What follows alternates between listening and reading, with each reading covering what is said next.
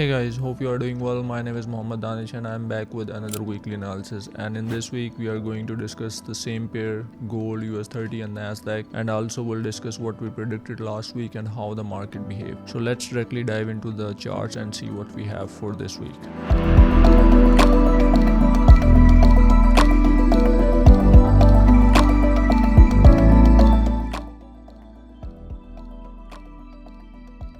So here we have the gold chart, and in the start we are going to recap what we discussed last week and then we will cover the forecast for the next week. So this is the gold H4 chart. This is the same chart what we discussed in the last week. So as you see, we discussed like this is the critical level in the downside 2503 to 2500, and in the upside market can retest this 2530. As you see, like market respect this level in the whole week 2500, and it retests this level like 1, 2, 3 times, and all the time it retests this level it goes all the way up. So our weekly analysis went in the right direction what we predicted. Personally, we take a trade in the community and myself as well. Our first trade was around this level here, our trade like 25 13 12, and we take like almost 100 plus pips here. And then the second trade we had a loss. We take the trade around this level here 25.11 or 25.10, but market goes all the way and hit our sell. And then the third trade of the week was here. We sell around this level 25.02 and we take all the way down towards 80 to 90, 100 plus pips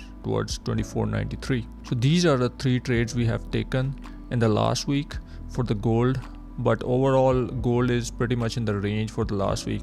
Overall our analysis went in the right direction what we predicted. And then we have the next pair, US 30, and US 30, as we discussed, this is the same chart what we discussed in the last week. So we discussed like this is a critical level, price may go easily to this level and then we may see the rejection, and it behaves in the same way. Like you see, first it's a rejection and then market comes up again to retest this level and then all the way down. So this was the trade of the week last week. But then we have this trade I have taken personally, but then we have the trade I have shared with the community was the Thursday we have taken a buy around this level here 41,110, and it was shared with the community like the SL, TP and everything, and we have taken almost, this was a trade of the year, we have catch almost 600 pip. We have closed this trade around this level. So this was the best trade of the last week in US 30, and I personally take this trade and also I share with the community and everyone take this trade as well. So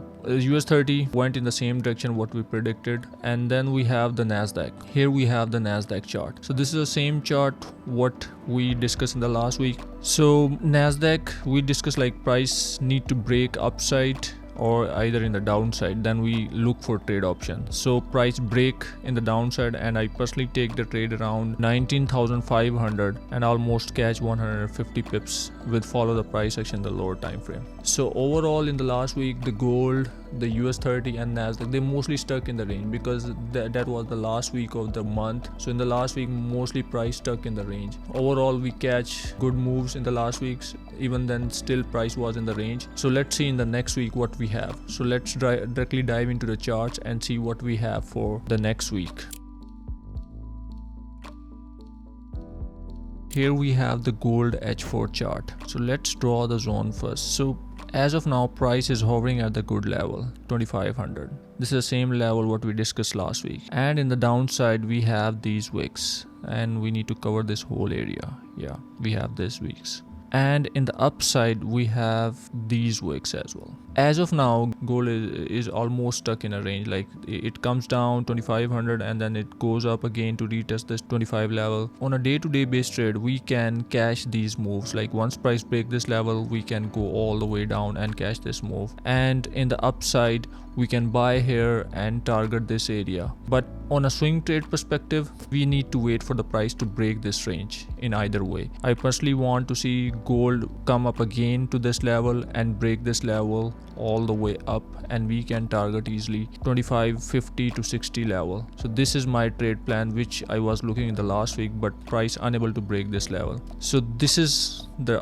trade idea for my side. On a day-to-day based trade we can cash these ranges easily and cash like 50 to 60 pips on a day-to-day base. But in a swing trade point of view I want to see price break this in either way, bullish way. Even there is a chance price once break this level 2500, and also we have tons of fundamentals in the next week. Price can revisit this area once price break 2500, and then we have NFP data comes out positive, and then we may see all the way down towards this level as well. The way gold is moving nowadays, so it is pretty much on the card, such moves can be happen. So let's see how the price behave, but we need to keep in mind there's a lot of fundamentals, and during the fundamentals try to avoid to take a trade. So this is my trade idea for the gold in the next week.